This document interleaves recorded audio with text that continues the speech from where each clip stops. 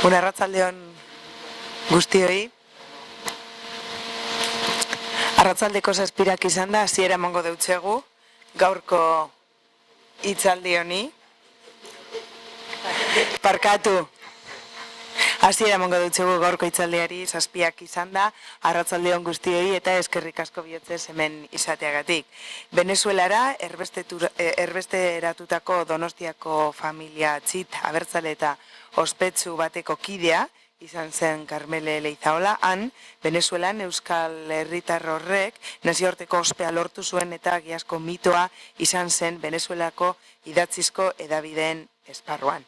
Ella fue la primera mujer en ocupar la dirección del Departamento de Diseño Gráfico de un periódico de gran tirada como El Nacional y la creadora de la imagen de muchos de los diarios y seminarios que se publicaron en ese país desde la década de los años 50, como la revista El Momento, donde trabajó junto a grandes figuras del periodismo como son Gabriel García Márquez y Plinio Apuleyo Mendoza. Asimismo, colaboró activa y desinteresadamente en la diagramación de las publicaciones que se hacían en aquellos años en el Centro Vasco de Caracas, como la revista Gudari, órgano de la resistencia vasca en el exilio. La periodista vasca venezolana Amaya Fano, es que ricasco, Amaya, por estar aquí con nosotros, nos acercará esta tarde a la vida y brillante trayectoria de Karmele Leizaola, un recorrido que le llevó a convertirse en maestra y señora de la edición gráfica en Venezuela. Amaya Fano, kazetari euskal venezuelarrak ibilbide luzea egin du Euskadiko hedabideetan, batez be prentsa idatzian eta irratian, hainbat hedabideetan lan egin du, esaterako Deian, Herri Irratian edo Radio Euskadin. Gaur egun Elkorre egunkariaren politika saileko zutabegilea da eta kazetarien Euskal Elkargoko dekano ordea. Besterik gabe, eskerrik asko berriro be guztioi, Amaia, cuando quieras. Bueno, arratsaldeon. Hace unas cuantas semanas, con motivo de celebrarse el 25 aniversario del Museo Guggenheim Bilbao, quien fuera su arquitecto, Frank Gehry, concedió una interesante y extensa entrevista desde Nueva York al Grupo Correo, en la que señalaba que los vascos somos gente que tenemos muy claro quiénes somos y lo que queremos. No es como otras culturas, decía, que tratan de impresionar. Una afirmación que encaja a la perfección con la persona de la que esta tarde vengo a hablaros, Karmele Leizaola. Una mujer que nunca tuvo la pretensión de impresionar a nadie y sin embargo lo hacía, y lo hacía precisamente por cómo era y por ser una persona que tenía muy claro de dónde venía y dónde quería estar. Al punto de dejar un recuerdo imborrable en todos aquellos que la conocieron y la trataron, como esta tarde vamos a ver, vamos a constatar, y de convertirse en un referente y en una leyenda del diseño de los medios impresos en Venezuela. Hay una joven diseñadora venezolana que se llama Faride Mereb, que lleva 7 años viviendo en Nueva York y hace un par de años allí aplicó y ganó una beca de investigación.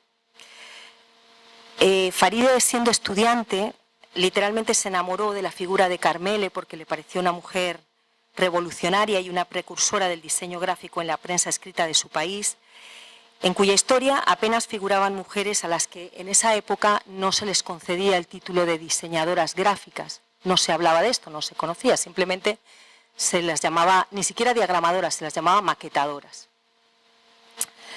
Hasta que Karmele ganó el Premio Municipal de Periodismo en la mención de diagramación y diseño. Esta joven decidió investigar y publicar la vida y obra de Karmele Leizaola. Tardó más o menos 1 año y medio en compilar una inmensa cantidad, una inmanejable cantidad de material gráfico y biográfico en 3 tomos, con los cuales hizo una exposición en una gran galería de arte del Soho, en Nueva York, a la que, no sé si de manera fortuita o cómo, llegó el responsable del Centro Archivístico y de Documentación del MoMA. Y esta persona quedó tan impresionada con el trabajo de Karmele Leizaola que le propuso a Faride que estos 3 tomos, formaran parte de la colección o del archivo, de la documentación que existe en el Museo de Arte Moderno de Nueva York. De manera que el trabajo de Carmele, para todos los estudiantes y todas las personas que tengan inquietudes por el diseño gráfico, se puede consultar en el Museo de Arte Moderno de Nueva York. Así de importante y de universal era esta mujer vasca de la que vengo a hablaros hoy y de la que en Euskadi apenas se ha sabido nada hasta ahora. Carmele era esta bella dama que vais a poder ver en las fotografías que con gran generosidad, modestia y gratitud me han cedido sus hijos, con los que me he puesto en contacto para preparar esta conferencia. Porque si algo destaca en el ADN de los Leizaola y por ende de la propia Carmele, aparte de la vocación y la dedicación al mundo editorial y periodístico, es la cohesión y el valor esencial, primordial, que por encima de todo y de cualquier circunstancia para ellos tiene, para todos los Leizaola tiene y ha tenido siempre la familia. La suya es una destacada saga de origen guipuzcoano, donostiarras paramaseñas, con una fuerte vinculación al nacionalismo vasco, pues Carmele no solo era sobrina del lehendakari sarra Jesús María Leizaola y hermana de Joseba, quien fuera presidente del Parlamento Vasco durante muchos años, sino que también fue ante todo la hija de un gran patriota, Ricardo Leizaola. Una figura paterna que marcó a todos sus hijos y especialmente a ella en lo personal y en lo profesional. Carmele vino al mundo el 11 de mayo de 1929 en este portal, el portal número 1 del puerto de Donosti, donde estaba ubicada la casa familiar y en cuyos bajos su aita, Ricardo, tenía un pequeño taller de impresión, pues ya desde muy joven desarrolló inquietudes y habilidades para el diseño y la edición. Seguramente estas inquietudes heredadas a su vez de su propio padre, quien ya en el siglo XIX grababa planchas de litografía en Donostia. Ricardo era un visionario, era un idealista, un hombre de vanguardia. Cuentan que tenía una cámara Leica de la que nunca se separaba y que fue la primera persona que introdujo o que llevó un megáfono a San Sebastián. Hasta entonces no se conocía tal artilugio, ¿no? Siempre atento a lo que se cocía en Europa en busca de nuevas técnicas para incorporarlas a su especialidad, fue el gran pionero de la prensa vasca y euskaldun al fundar el semanario Argia, publicado entre 1923 y 1936 y leído en todos los ambientes carlistas y nacionalistas de la época, y que supuso una gran innovación a nivel gráfico, pues fue la primera publicación que introdujo la técnica del hueco grabado en Euskadi. Así como de otra emblemática publicación bilingüe, el periódico donostiarra El Día, publicado entre 1930 y 1936, que fueron años muy oscuros y muy difíciles para la causa vasca. Ambos salían de la rotativa de Leizaola, ubicada ya para entonces en la calle Oquendo de San Sebastián.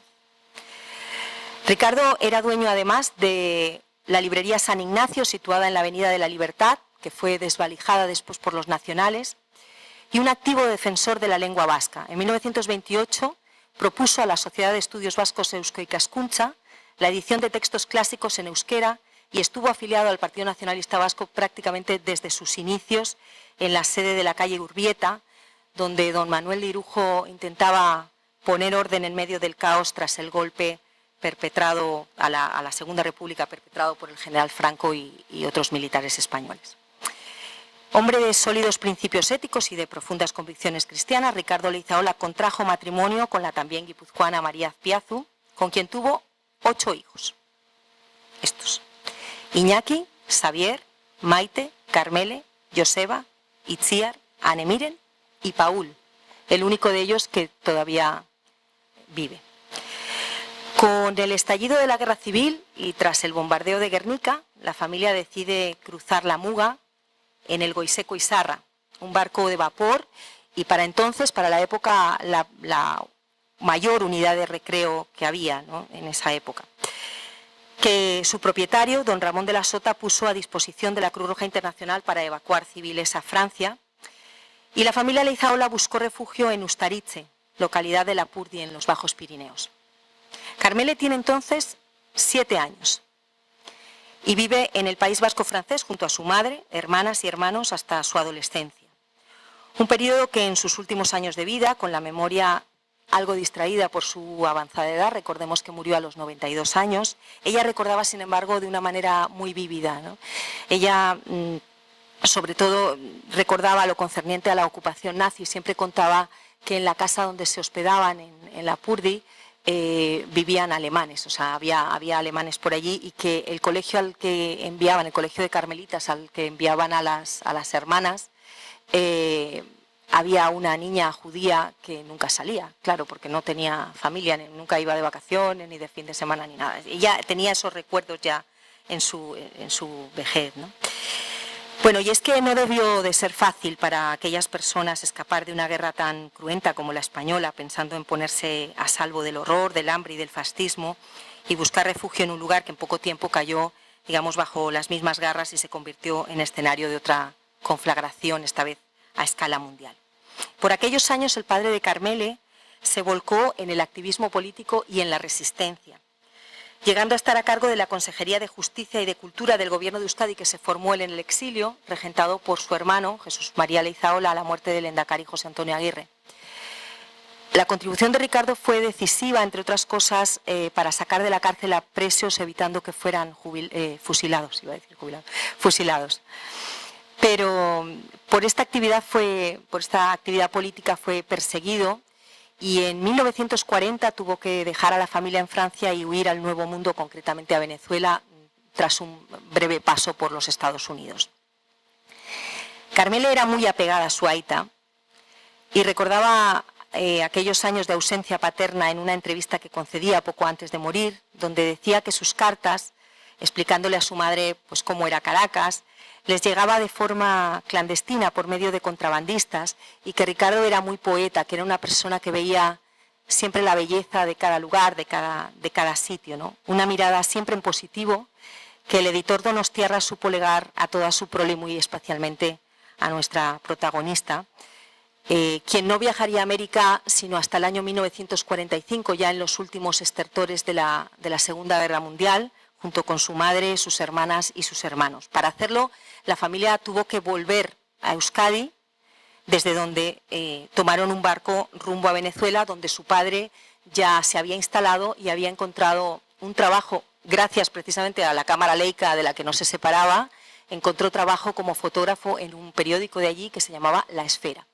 Un periódico del que muy pronto le despidieron, debido a las insidias del Consulado de España, que se puso en contacto. Bueno, el Consulado de España siempre estaba muy atento a la actividad de los exiliados vascos que llegaban allí a Venezuela. Entonces se puso en contacto con el dueño de este diario, de La Esfera, que era un hombre germanófilo muy pronazi, y le advirtió de que Leizaola era vasco y por ende un peligroso rojo comunista, cosa que precisamente Ricardo Leizaola va a ser que no era, pero le echaron, le despidieron. Pero quizá por eso que dicen de que cuando se cierra una puerta en algún lugar se abre una ventana, el padre de Carmele conoció entonces a quien fuera su gran benefactor, don Juan de Guruciaga.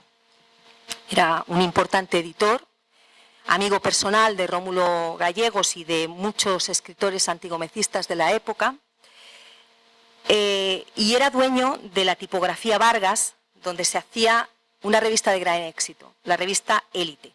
Era una publicación de tirada nacional, y don Juan le acogió de inmediato a Ricardo, como hizo con tantos otros vascos insignes que buscaron refugio en aquel país. Por ejemplo, Martín Ugalde, que llegó a ser director de la revista Élite, o Santiago Aznar, que fue su gerente de administración y de ventas. Ricardo pronto se convirtió en el hombre de confianza de don Juan de Guruciaga, dedicándose a modernizar y ampliar el negocio, hasta llegar a transformarlo en una de las empresas editoras más importantes del país, mientras su esposa, doña María, regentaba un pequeño hotelito, el Hotel Vidasoa, situado de Ibarras a Maturín. Los que son de Venezuela, que creo que hay alguno, sabrá dónde es, en la vieja Caracas, donde tuvieron su residencia, su primera residencia, cientos de vascos que llegaban, recién llegados a Venezuela, se hospedaban en ese hotelito, ¿no? Leizaola fue el responsable, entre otros avances, de la implementación del hueco grabado en los años 50 en Venezuela, que no se conocía, aprovechando que un militar perejimenista que había sido presidente del Banco Obrero se trajo una maquinaria de hueco grabado con operarios y todo a Venezuela, pero como no sabía manejar el negocio, al de poco tiempo tuvo que deshacerse de él. Entonces, por consejo de la Aita de Carmele, don Juan compró esa maquinaria y la revista Élite, que hasta entonces se hacía o se imprimía en un sistema offset, se empezó a imprimir en el sistema de hueco grabado, que era mucho más rápido y de mejor calidad. El mismo sistema que sirvió a Ricardo para imprimir 10.000 ejemplares de bolsillo de la obra de Francisco Javier Landaburu, La causa del pueblo vasco, publicada en Buenos Aires por la editorial Ekin, cuando este era vicepresidente del gobierno vasco en el exilio y residía en París. Una obra fundamental para la causa del abertzalismo, de la que Leizaola se entusiasmó lo bastante como para acometer esta segunda edición, que envió gratuitamente a su autor con la idea de que éste intentara hacerla pasar de manera clandestina por la frontera vasco-francesa para distribuirlos aquí en Euskadi.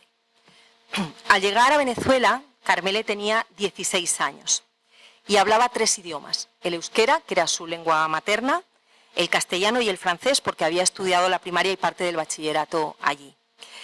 Sus padres matricularon a las 3 hermanas mayores en el Colegio San José de Tarbes, de monjas francesas carmelitas, con la idea de que terminara sus estudios más o menos en el mismo sistema.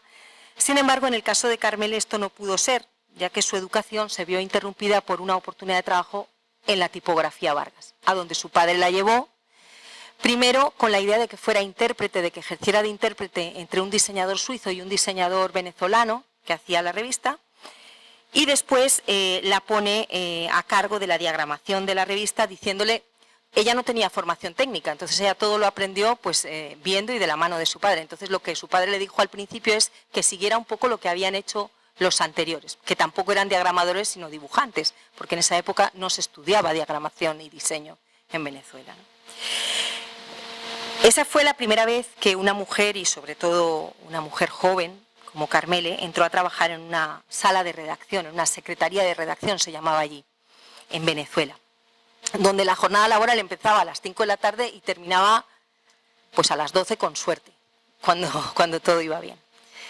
Carmele consiguió aprender el oficio de manera casi autodidacta, al tiempo que se hacía querer y respetar por sus compañeros periodistas, porque estos sabían que al final necesitaban de su trabajo para que sus textos luciesen atractivos de cara a sus lectores, algo que todos los periodistas sabemos. O sea, dependemos de los diagramadores para que lo que hacemos sea vistoso y atractivo, ¿no? Ella lo contaba así en la última entrevista que le concedió a Sebastián de la Nuez, ya siendo bastante mayor, ¿no? Decía: yo no tuve maestros, tuve mis ojos. Mi padre, que tenía muy buen gusto estético, me conseguía revistas de fuera, como Look, Life y Paris Match, para que me fijara. Era muy primario todo. Los directores que trabajaban conmigo no tenían ni idea y yo no tenía ninguna preparación. Miraba y estudiaba por qué me gustaban las cosas que veía. Me fijo mucho en el diseño de las cosas. Lo más importante es entender el concepto de por qué sí o por qué no. Una actitud esta, la de cuestionarse el concepto y el porqué de las cosas, que fue una especie de marca personal no solo en su oficio sino en su propia vida. Porque quienes mejor la conocieron dicen de ella que era una persona muy reflexiva. Una diagramadora amiga comentaba: fíjate en las miles de rayitas a lápiz que tienen sus maquetas, siempre buscando, pensando, dándole la vuelta a todo, pero suavemente, con el lápiz bien afiladito, como sin querer dar nada por sentado, dándoles siempre una oportunidad a la alternativa. Y en ello seguramente tuvo mucho que ver su infancia y su juventud itinerantes, y una vida enriquecida por el trato con personas muy diferentes, inteligentes y talentosas, pero de muy diverso pensamiento y procedencia. Con la dictadura de Marcos Pérez Jiménez, la situación económica de Juan de Guruziaga, que era opositor al dictador, se va deteriorando, y aunque Élite no va mal, Martín Ugalde deja la dirección de la revista y se marcha a los Estados Unidos, y le sustituye en el puesto Xavier Leizaola, que era hermano de Carmele y también una persona siempre muy vinculada al mundo editorial. Hasta que un buen día el editor Miguel Ángel Capriles, otro gran editor venezolano, le hace a Gurruziaga una suculenta oferta por la revista que éste no puede rechazar. Carmele entra entonces a formar parte del equipo editorial de la revista Bohemia de la cadena Capriles y de Momento, donde, como decía Mireia en la introducción, tuvo como compañeros de trabajo a muy destacadas figuras del periodismo y de la literatura latinoamericanas, como los colombianos Plinio Apuleyo Mendoza y Gabriel García Márquez, de quien cuentan que, bueno, era una persona muy peculiar en la redacción y se dedicaba a perseguir a Carmele por la redacción o de apoyarse en su mesa de dibujo para decirle muchos piropos, algo que hoy no se podría hacer porque te acusarían de acosador, ¿no? Pero entonces, pues sí.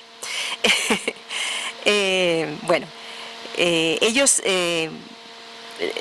la quisieron mucho, Plinio y Gabriel García Márquez, Gabo, como después la querrían otras personas que también a nuestro amigo venezolano le sonarán: Eleazar Díaz Rangel, Ramón J. Velázquez, Simón Alberto Consalvi, el poeta Miguel Otero Silva, fundador y propietario del Nacional, el escritor Tomás Eloy Martínez o el también poeta Luis Alberto Crespo. Hasta Sofía Inver, directora del Museo de Arte Contemporáneo de Caracas, un hueso duro de roer, quería mucho a Carmele.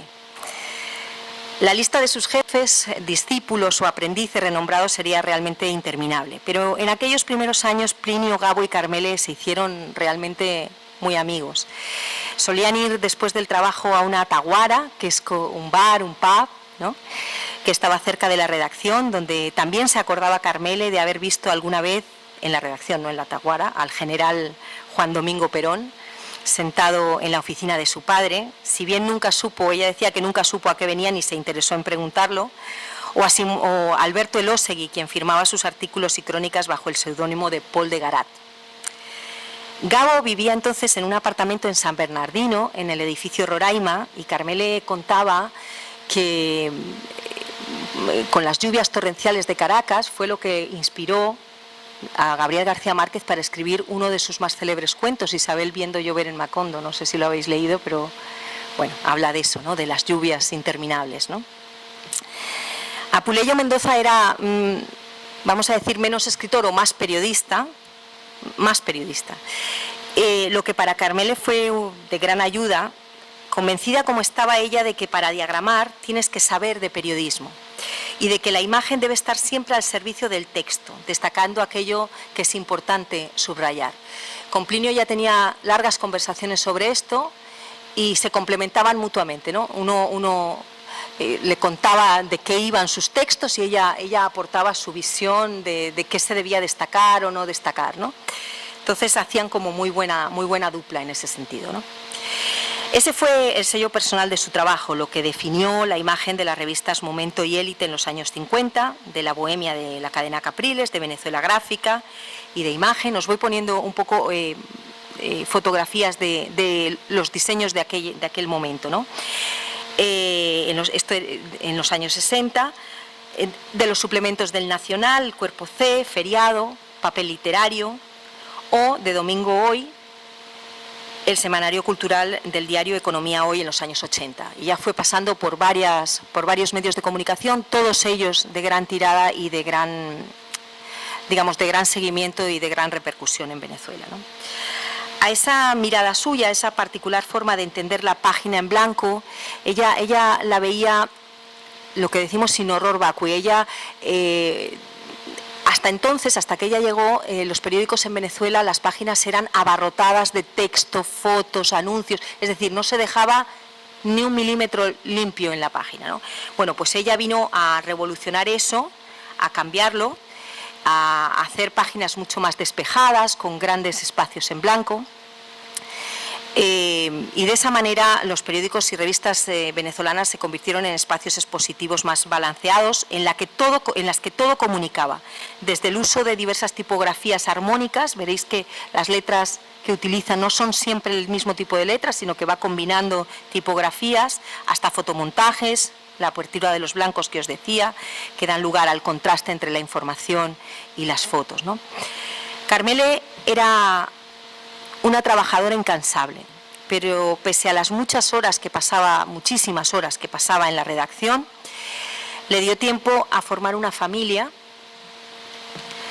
y a criar a 4 hijos, a los que, aquí solo aparecen 3, pero eran 4, a los que legó su pasión por el periodismo y el mundo del diseño gráfico.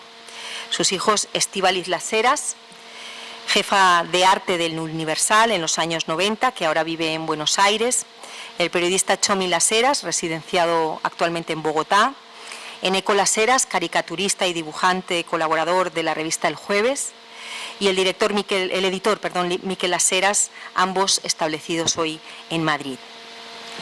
En 1968, ya casada y con sus hijos, Karmele volvió a San Sebastián con su familia, pero ya no se encontró a gusto en aquella Euskadi gris de posguerra en comparación con la moderna y hospitalaria Caracas que la acogió en el exilio y a donde regresó 2 años después, en 1970. Algo que, según su hijo Miquel, fue fundamental para ella porque fue entonces realmente cuando despegó a nivel profesional, entrando a formar parte en 1979 de la plantilla del periódico El Nacional, en el cual su obra alcanzaría realmente mayor relevancia y mayor fama, ¿no? La casa de la familia Las Heras Leizaola, en el edificio Royal Palace de Chacaito, era también su taller. Hasta allí llegaban gentes como Iñaki Anasagasti, portando los textos de la revista Gudari, publicación emblemática de Egui y de la resistencia vasca en el exilio, dirigida por Alberto Elósegui y Pol de Garat, y de otras publicaciones del Centro Vasco de Caracas que Karmele también maquetó de manera totalmente altruista. Y ello porque ella siempre, de alguna manera, llevó a Euskadi en el corazón, o mejor dicho, en una mitad de su corazón, porque la otra mitad pertenecía incondicionalmente a Venezuela. Su hijo Miquel dice que su ama supo convivir con esas 2 almas, pero que desde que él tuvo uso de razón la recuerda con las 2 piernas bien plantadas en Caracas. De hecho, ella decía a todo aquel que le preguntaba que era no venezolana, caraqueña. Se definía así, como caraqueña. Razón por la que pudo desarrollarse profesionalmente allí y lograr el aprecio de tantos colegas y discípulos venezolanos que la describen como una mujer siempre risueña, dulcemente altiva, tan fina y elegante como una baronesa, excelente conversadora, fumadora empedernida y sobre todo como una buena persona, rigurosa en su oficio y cariñosa con todo aquel que se le acercase. Y ahora os voy a poner un pequeño vídeo. Conocí a Karmele Leizaola por una curiosidad del destino, porque al llegar a Venezuela en el año 75, trabajé como mesonero en el Centro Vasco, un club a donde ella iba con su familia. Ahí conocí a todos sus hijos, a Txomin, Miquel, Estíbaliz, Eneco y también a Luis Las Heras. Fue una familia muy importante que descubrí allí. Después estudié periodismo en la Escuela de Periodismo de la Universidad Central de Venezuela con Txomin Las Heras, y más adelante comencé a trabajar en el papel literario y en el cuerpo feriado del Nacional, en donde Karmele era la diseñadora estrella. Fue un descubrimiento porque Karmele era una diseñadora que no había muchas como ella, en el sentido de querer leer los textos que ella diseñaba, corregir la ortografía, discutir sobre los materiales para poder generar un diseño mucho más eficiente y más creativo. Trabajamos juntos. Ella ya era un mito del diseño en Venezuela, y había trabajado con Gabriel García Márquez en el año 58, y García Márquez la perseguía por la redacción de esa revista y decía que una silla con ruedas, y decía que eran las piernas más bellas de Venezuela. Karmele trabajó conmigo en el Nacional y luego trabajó también en Domingo Hoy, que fue un suplemento que creamos en Economía Hoy, un suplemento que tenía un toque de economía, pero también tenía de entretenimiento, de espectáculo, arte, y ella logró hacer la fusión en ese suplemento, no sin dejar de lado el perfil del periódico en el que salíamos insertados nosotros, pero siempre con una calidad y una mirada única en el periodismo. Siempre supo hacer equipo. Víctor Hugo Irazábal, Carmen Riera, que hoy en día también es una de las grandes diseñadoras de Venezuela, la acompañaron y fue un placer, un enorme placer trabajar con ella porque aprendí muchísimo y porque además me divertí mucho trabajando en el periodismo con ella. Pues para mí es un honor y un privilegio poder decir que trabajé junto con ella durante 6 años y para mí fue lo que me ayudó a pasar de ser una estudiante de periodismo a ser una profesional en el área de editorial, de diseño editorial. Gracias a sus enseñanzas en el manejo de la tipografía, en el manejo de los blancos, para que las páginas fuesen elegantes, para que las páginas se distinguieran del resto de los periódicos. También hablar de Carmele es sinónimo de un gran cariño. Siempre le dije que ella era mi mamá profesional y lo sigo diciendo. Aunque ya no me dedique al diseño, pero gran parte de mi carrera eso fue lo que más me ayudó a distinguirme de otros profesionales. El manejo de la tipografía, el manejo de los blancos que gracias a Carmele pude aprender.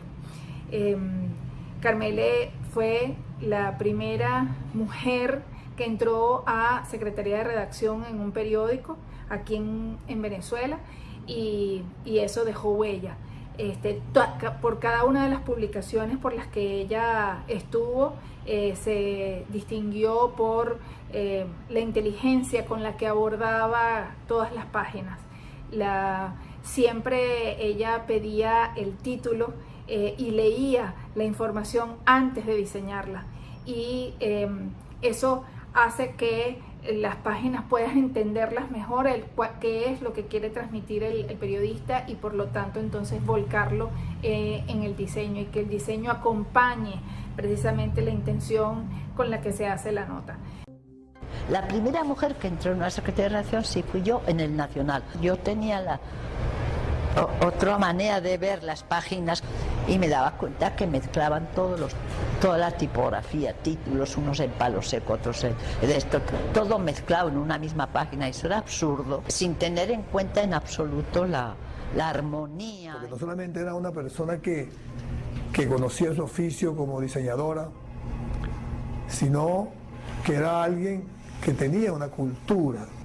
O sea, Carmele fue entonces siempre una asesora, una consejera, una gran guía. No solamente se trata de diagramar y diseñar unas páginas, hay que valorarlas, ¿no? Y saber en qué momento había que exaltar o resaltar determinados materiales redaccionales. Ella representó siempre esa alta condición del periodista que no solamente conoce de su oficio propiamente, sino también de todo aquello que tenga que ver con el periodismo. Tú sabes que en periodismo hay que pensar en equipo. Sin duda alguna, yo no creo que el periodismo pueda ser una empresa solitaria. Un periódico es una hermandad. El mío fue un equipo realmente excepcional, por azar, ¿no? Tal vez por suerte. Yo creo que fue más bien milagroso, que fue una escuela de periodismo. Yo siempre digo, como nunca he sido profesora, pero a los que han trabajado conmigo, mira, se aprende mirando bien, sabiendo utilizar la mirada. Yo digo, se aprende a fuerza de hacerlo mal. Yo no tuve maestros. Yo maestros para efectos de diseño no tuve. Tuve mis ojos, más nada.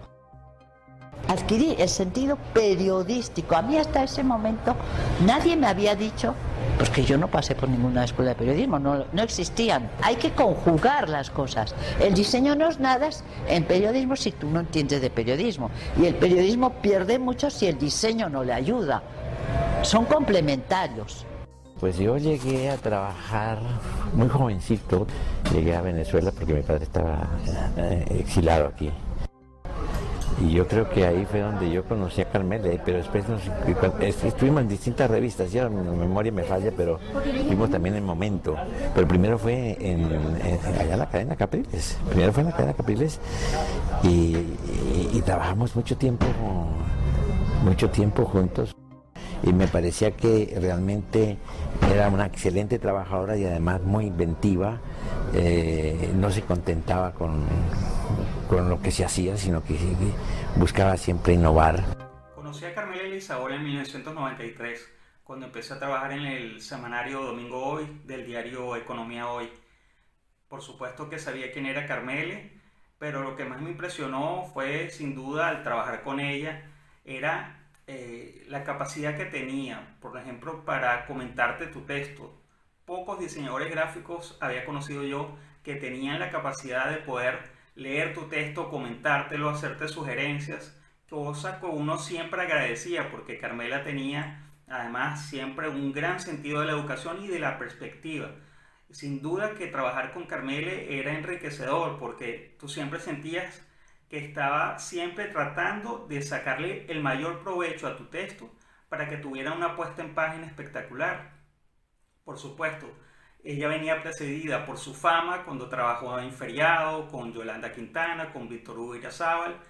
Además, sus hijos eran realmente grandes estrellas del periodismo, así que yo me sentía muy satisfecho de trabajar con ella. Y posteriormente, hacia el año 2004-2005, volví a coincidir con Carmele cuando ella trabajó en la asesoría del rediseño de la revista Todo en Domingo, donde yo trabajaba. Y ahí sin duda fue todo el aporte de ese bagaje que ella traía de toda su trayectoria. Y sin duda que nos dio unas ideas formidables para acometerlas en este rediseño de la revista. Por lo tanto, para mí, Carmela Elizaola fue una escuela, fue además una mentora, fue una persona que yo admiraba muchísimo y que creo que todos los medios, todas las publicaciones donde trabajó fueron sin duda retribuidas por su gran talento. Yo creo que antes de que yo publicara el facsímil o el research de Carmele, nunca nadie había hecho la afirmación de que Carmele fue la primera mujer diseñadora en Venezuela. Eso no existía. Y yo para poder hacer esa afirmación tuve que hacer mucho fact-checking, tuve que entrevistar a muchas personas, tuve que revisar muchas cosas, y que yo considero que ese también es mi aporte a nivel académico a la vida de Carmele. Una persona muy buena en su carrera, pero que no solo la admiraban sus colegas, sino que su familia la quería mucho, era muy buena persona además. Y además de haber logrado todo lo que logró a nivel profesional, también tuvo hijos. Lo que más recuerdo de mi ama es su sonrisa, porque siempre tenía muy buen humor y en general estaba de buen humor, se reía mucho y también, bueno, su vida siempre con nosotros, en familia, siempre estuvo muy ligada al mundo de su trabajo. De hecho, nuestra casa de Chacaíto era un centro de reunión, un taller de oficios, ahí se trabajaba en la mesa del comedor, pero también se comía y se hacían tertulias, era una casa muy abierta, con mucha gente. Ella era una persona muy tolerante y muy sociable también. Siempre compartió con nuestros amigos y tenía ella también muchos amigos, era conversadora. Y para mí, ella, bueno, me legó su oficio, que fue un oficio sacrificado, porque siempre requirió de horas locas de trabajo en los periódicos y también cuando trabajábamos en casa hasta altas horas de la madrugada en esa mesa del comedor, pero era muy cariñosa también con los momentos que tenía con nosotros, y esos son los recuerdos que tengo. Una de las cosas que recuerdo con mi ama y que además me influyó mucho, a mí me gusta mucho el diseño, no soy diseñador gráfico, solo soy dibujante, pero me gusta mucho el diseño, ¿no? Entonces recuerdo, por ejemplo, los desayunos allí en Caracas, que leíamos El Nacional. Los periódicos allí son muy grandes y están divididos en varios cuerpos. O sea, viene el periódico y estaba el cuerpo de deportes, el cuerpo de política, el cuerpo de cultura. Y un poco los desayunos que hacíamos, pues cada uno iba agarrando una parte, luego nos las íbamos intercambiando. Y cuando estaba mi ama ahí en el desayuno, se convertían un poco, o al menos es lo que yo recuerdo por mi parte, en una crítica constante de lo que era el diseño, ¿no? Veíamos el periódico y empezábamos a criticar, oye, mira cómo han hecho esto, mira cómo han hecho lo otro, esto está bien o esto está mal, por esto o por lo otro. O sea que esos desayunos se convertían en un poco en una clase de diseño gráfico de periódicos. Y bueno, luego pues, acompañé a mi ama en algunas redacciones, pude constatar un poco en vivo en las redacciones que realmente era una persona muy querida, tal vez por su manera el trato que tenía con la gente, ¿no? Mucho más allá incluso de bueno, su calidad como diseñadora. En casa era igual que en el trabajo, todos esos testimonios que oímos de ella en el trabajo, que hablan de su carácter, pero también de su modestia, cómo conseguía las cosas con una sonrisa, pero las conseguía. Era terca para eso. Ella, cuando creía que un diseño es el que era, podía ser un logotipo, podía ser una página, podía ser una fotografía tratada, ella lo hacía. Ella, digamos, persistía y convencía con hechos. Bueno, en casa era un poco igual. Nosotros tuvimos una casa, además, donde, bueno, la mesa de comedor, que mucha gente conocía para comer, también la conocían para trabajar, porque además transformaba esa mesa en su centro de trabajo muchas veces, muchas noches. Ya era un ave nocturna para el trabajo. Ahí empezaron también los primeros tiros, digamos, de acercamiento a este mundo de la comunicación, del periodismo, del diseño, del periodismo, todos sus hijos. Todos pasamos por ahí, todos lo vimos, todos los mamamos. El que no hacía ilustraciones, como Eneco, ayudaba en el diseño como Estíbaliz, revisaba textos como Chomi, o si había que llevar las galeradas, llevar y traer a la imprenta, etcétera, etcétera, pues bueno, más de una vez lo hicimos más de uno de nosotros, ¿no? Ama comenzó a trabajar desde muy joven y después de que se casó y tuvo 4 hijos, no dejó de trabajar nunca. Así que nosotros siempre la vimos en la actividad laboral, salir al trabajo, llegar, en ocasiones llegar incluso muy tarde, porque el trabajo, por ejemplo, en el diario El Nacional, pues implicaba quedarse hasta que cerrara el periódico y eso sucedía a las 12 o a la 1 de la madrugada, ¿no? Eh, eh, el hecho de que trabajara y que tuviera esos horarios a veces tan extraños, hacía que, digamos, la atención a sus hijos, pues, la hacía en sus momentos libres. Si algún día, después de trabajar un fin de semana, le queda un día de la semana libre, nos puede llevar al médico, nos lleva a comprar ropa, pero compartía estas actividades con nuestro Aita, ¿no? En ese sentido, era una casa, un hogar quizá un poco más parecido a un hogar del siglo XXI y no al de los años 60 o 70, donde la actividad pues, de cuidado de los niños estaba más centrada en las amas, ¿no? Ama era también una excelente cocinera. No era una cocinera evidentemente todos los días porque su actividad, digamos, laboral se lo impedía, pero los fines de semana pues hacía platos muy ricos. Recuerdo especialmente, y eran famosas sus croquetas, croquetas de jamón, croquetas de tocineta, pero también era muy rico, no sé, una simple tortilla francesa, un omelette que hacía cuando llegaba pues tarde del trabajo y tenía que resolver ese tema rápidamente.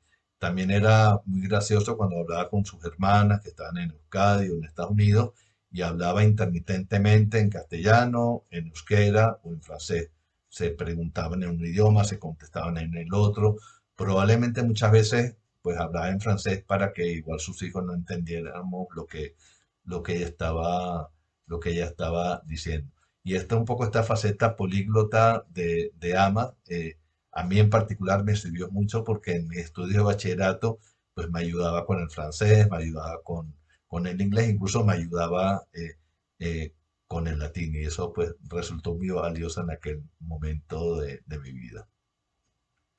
Hablar de Carmela Izaola es hablar de un amor, como se dice en Venezuela, de una persona buena, flemática, muy del estilo de los Leizaola, tranquilos, con una sonrisa perenne, con un cigarrillo perenne también, en la época que le conocí, y siempre dispuesto a ayudar.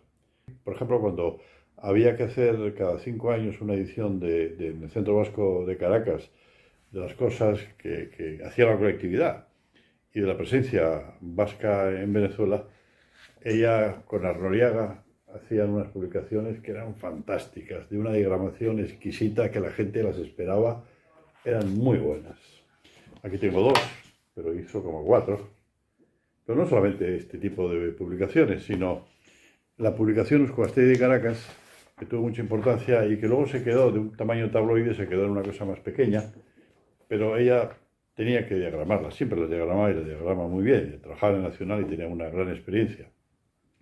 Y luego en el Centro Vasco de Caracas había una segunda vida, ¿no?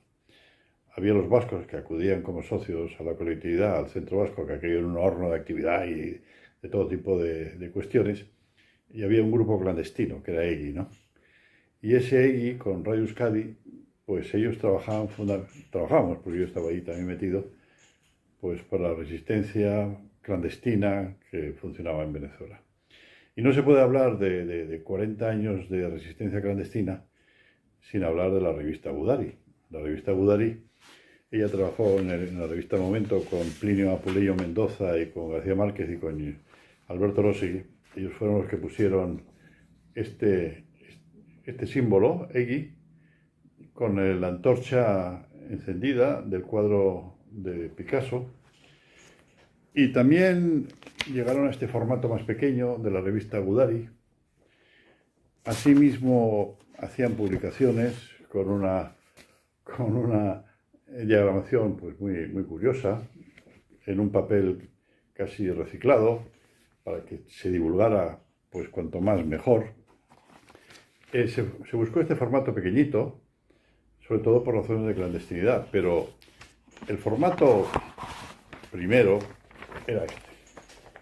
Gudari fue la gran publicación clandestina, cuyo fotolito se hacía en Caracas, se diagramaba por parte de Carmele, se mandaba el fotolito a San Juan de Luz, en San Juan de Luz se hacía la edición y se pasaba con contrabandistas a Euskadi y se repartía, y esto era una de las bases de lo que decía Bolívar, que era la artillería del pensamiento.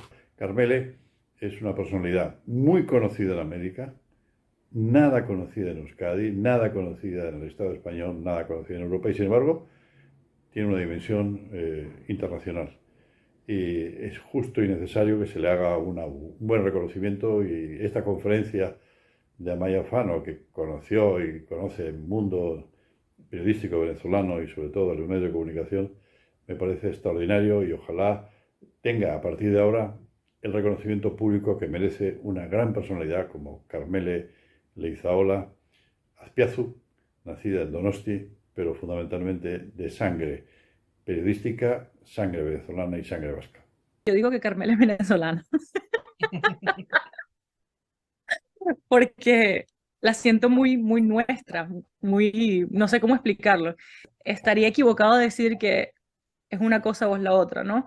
Como que lo especial está en la hibridación, en todo eso que resulta de esas costumbres o ese acento o esas recetas o esas memorias que vienen del País Vasco y se mezclan con toda esta tropicalia y, digamos,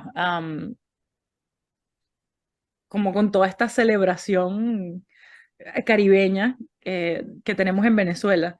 porque Venezuela siempre ha sido un país de inmigrantes. Entonces, a mí me parece que, bueno, a pesar de que yo como venezolana digo, no, Carmela es venezolana, a mí me parece que personajes o íconos tan importantes, no solo en las artes gráficas, sino en general como estos, son productos de, bueno, la migración, de la hibridación y de todas las influencias de ambos lados, ¿no? Hijos de Carmele, a los que habéis visto en este vídeo, estudiaron en la Ikastola del Centro Vasco de Caracas, estudiaron la primaria allí, donde los Leizaola eran toda una institución. Aquí veis, por ejemplo, a don Ricardo en la fotografía encima del Centro Vasco, que fue vocal de la primera junta directiva del Centro Vasco en su creación, ¿no? En la Ikastola, en la creación de la Ikastola, de hecho, participó su hermana Maite Leizaola, que era miembro de Emakume Abertzale Batza. Por esa Ikastola pasaron, de hecho, varias generaciones de vascos emigrados a Venezuela, que después tenían que seguir sus estudios de bachillerato en otros centros escolares, públicos o privados. En el caso de los hijos de Carmele lo hicieron en liceos públicos, todos ellos, lo que ratifica ese deseo de ella y de su marido Luis de quedarse y de que sus hijos se integraran en la sociedad venezolana. Los cuatro han crecido y se han desarrollado no solo entre dos culturas. Como muchos de los que crecimos en Venezuela, Stichu, Mikel, Tomin y Eneco tienen amigos de la infancia y de la adolescencia, descendientes de vascos como ellos, pero también tienen amigos venezolanos y tienen amigos descendientes de otras muchas nacionalidades, de otras muchas culturas que buscaron refugio en aquella Venezuela hospitalaria y abierta a la inmigración que era antes. En este sentido, cabe destacar que todos los nietos de Carmele son descendientes de vascos por parte de los Leizaola o las Heras Leizaola, pero también descendientes de venezolanas, argentinos, peruanas, italianos y caribeños.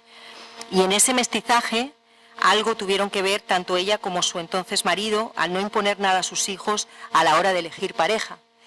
Como por otro lado, tampoco se lo impusieron a ella, pues Luis Las Heras, su marido, era militante de Acción Nacionalista Vasca, algo que en principio era la antítesis de lo que se podía considerar el ideal para una familia del PNV de la época.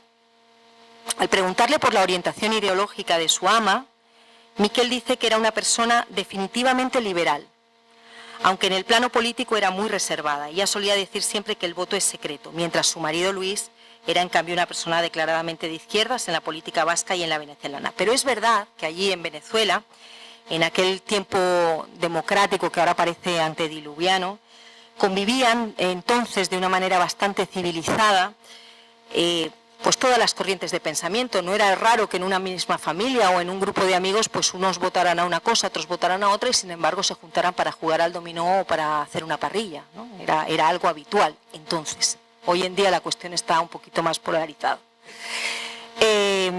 Y eso pasaba también en la propia casa de la familia Las Heras Leizaola, por la que pasaban, pues ya digo, desde amigos de Suaita, gente de ANV, hasta Ana Sagasti o cualquier otra persona del PNV a reunirse con su ama.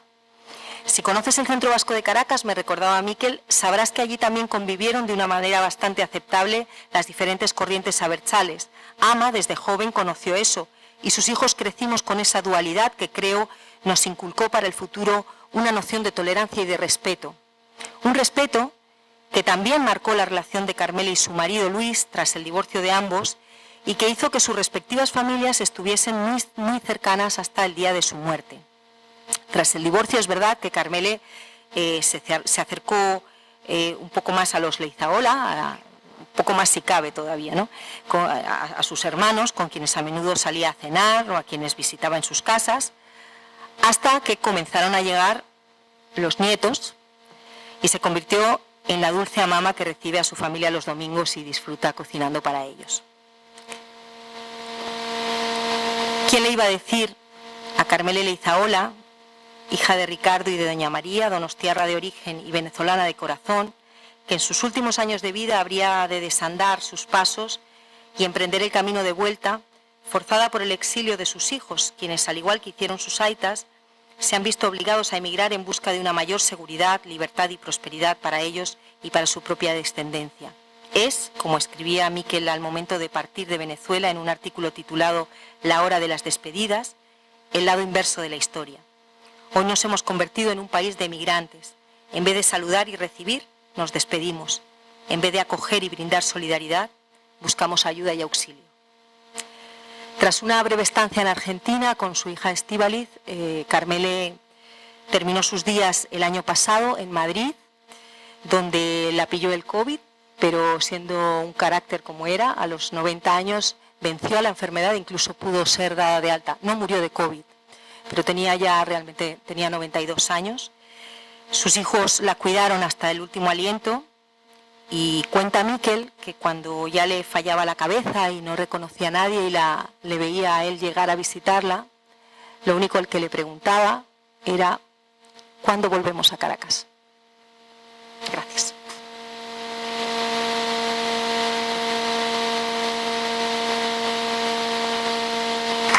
Qué ricasco, Amaya, por tus palabras y por darnos a conocer también, ¿no?, a esta mujer que bueno, pues por desgracia es una gran desconocida.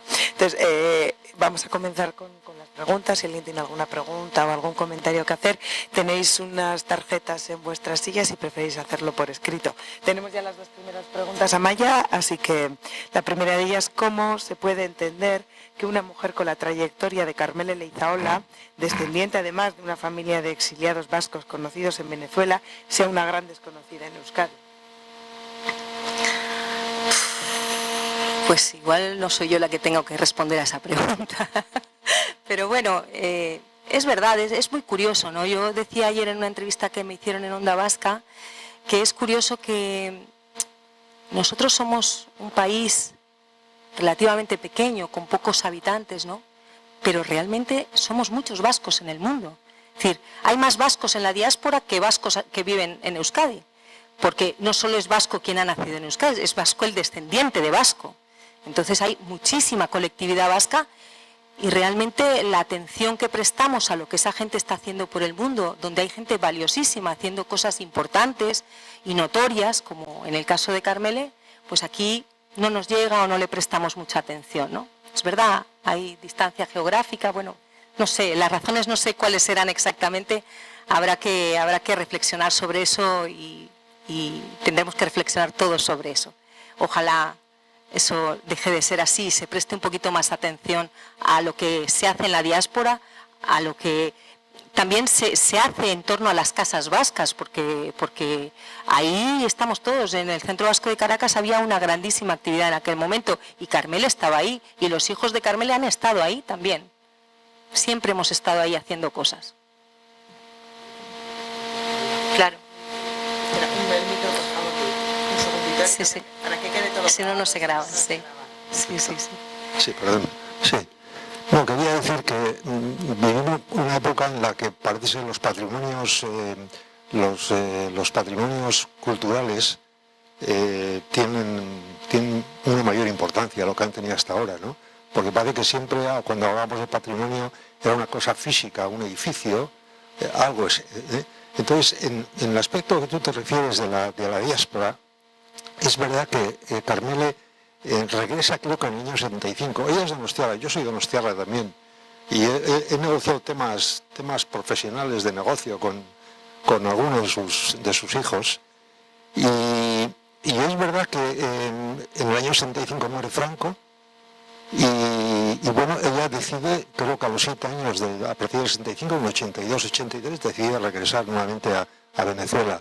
Quizás porque también se encontró con un ambiente ingrato aquí, gris todavía. Franco había recién fallecido y la verdad es que eran 40 años de dictadura y las dictaduras no desaparecen de la noche a la mañana. Hoy día seguimos teniendo en muchos aspectos resurgimientos de los fascismos, etcétera, ¿no? Pero es verdad que ha habido una especie de, yo creo que de desidia. Con eso no quiero decir nada, simplemente me parece un olvido muy lamentable que personas como, no solamente Carmele, sino toda la familia, el propio Iñaki Nasagasti. Yo, por ejemplo, también cuando voy, por ejemplo, al hospital de Urduliz, que me toca ir de vez en cuando por mi edad ya, que soy bastante mayor, pues veo allí en la pared pues, a todo el gobierno vasco formado perfectamente con el ministro de Sanidad del gobierno vasco, un hombre de 33 años que fue fusilado cuando regresaron en el avión de Francia a Euskadi por una denuncia. El piloto le dijo que bajara el avión, aterrizó en Zarauz y de la misma pues un consejo de guerra y fusiló, ¿no? Y la gente en Bilbao o en Euskadi no sabe que el hospital de Urduliz no se llama hospital de Urduliz, sino se debería llamar, como está en el registro oficial, se debería llamar hospital, no recuerdo ahora el nombre de esta persona, que fue ministro de Sanidad con el gobierno vasco, ¿no? El patrimonio material de los pueblos es actualmente, y yo creo que de siempre, es una cuestión que tiene que tener su fortalecimiento, ¿no? Y la verdad es que Franco muere en el 65, estamos, fíjate, en el año 2022, y la verdad es que no solo hay carencias respecto a lo que se opina de una personalidad como fue Carmele Leizaola, ¿no?, sino de muchos otros personajes de la historia vasca que hicieron mucho por este país, y la verdad que hay responsabilidades concretas a nivel de partidos y a nivel de personas, el por qué precisamente se ha olvidado lamentablemente de estas personas, ¿no? Yo creo que nunca es tarde para rectificar y para hacer cosas como, por ejemplo, lo que estás haciendo tú, que te has tomado la molestia. Bueno, tú eres venezolana, has sido muy prolija en la explicación, porque ha sido una explicación súper detallosa, ¿no? Y bueno, a mí me toca un poco de paso, porque yo también nací en la calle Urbiza, precisamente en San Sebastián, y bueno, mi vida ha transcurrido mucho en Donosti, ¿no?, que ya llevo yo 50 y casi 60 años en Vizcaya, ¿no? Como digo yo, jugué en la Real Sociedad, fui socio de la Real Sociedad y soy socio del Atleti. El patrimonio cultural de los pueblos hay que cuidarlo, y eso está, quizás los periodistas profesionales como vosotros podéis ayudar, podéis colaborar, si hay una verdadera intención, una verdadera decisión, con honestidad, porque muchas veces la prensa que en este país decimos que si es libre o que si no es libre, está muy mediatizada por las cabeceras de los editores, etcétera, etcétera, etcétera. Pero todo puede tener su espacio, sí. Lo que pasa que, bueno, pues no se ha hecho, es verdad, es lamentable. Yo no sabría decir, bueno, hay razones poderosas que le ayudan a pensar que por qué eso es así. Patrimonio inmaterial de los pueblos, y ahí pertenece a Leizaola. Tenemos otra pregunta. Carmele fue la primera mujer que formó parte de un equipo de diseño de periódicos en un país que no daba oportunidades en esa sección a quien no fuese hombre. Además de en su faceta como diseñadora gráfica, ¿ha sido Carmele puesta como ejemplo en el camino hacia la igualdad de hombres y mujeres en Venezuela? Pues a ver, no me consta, bueno, no me consta que eso sea así, pero sí que es verdad. Bueno, a ver, es que esto en Venezuela, esto de la reivindicación de los derechos de la mujer va un poquito con retardo, ¿no? Y bueno, aquí también tampoco es que iba muy rápido, pero bueno, tampoco vamos a sacar mucho pecho. Pero allí la verdad es que iba con mucho retardo. Pero mira, sí os puedo contar, por ejemplo, y una cosa que sí me consta, hay un grupo de mujeres periodistas que han formado pues una especie de lobby que se llama Mujeres Poderosas, donde yo tengo varias amigas, colegas, Yalitza Linares, no sé si algunos sois periodistas venezolanos, no. Y estas mujeres sí que están reivindicando y están sacando ahora, porque es que además la mayoría de mujeres en el periodismo es abrumadora en relación a los hombres. Entonces estas mujeres sí que están ahora reivindicando un poco más el papel de la mujer, y supongo que con este trabajo de Farideh Mereb que os decía, con la repercusión que ha tenido y cómo se ha movido en redes esta chica, pues enseñando la obra de Carmele, yo creo que ya eso es un paso adelante, ¿no? Y es ya ponerla de ejemplo como una mujer precursora. Sí, supongo que sí, la respuesta es sí, pero con retardo. No sé si hay alguna otra pregunta, algún otro comentario, bien por escrito o bien si hay... Sí, ella fallece en Madrid porque ella tiene que salir de Venezuela porque todos sus hijos se marchan.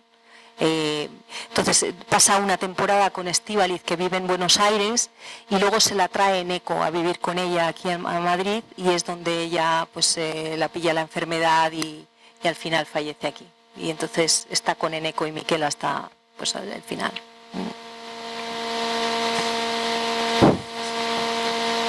¿Alguna otra pregunta que le queréis hacer? Aprovecharle ahora a Maya. ¿Algún otro comentario? Nada, pues Amaya, es que ricasco. Sí. Es que ricasco a Amaya por el trabajo realizado y por estar hoy aquí, y es que ricasco a todos vosotros y vosotros por venir, y hasta la próxima. Es que ricasco. Muchas gracias a todos.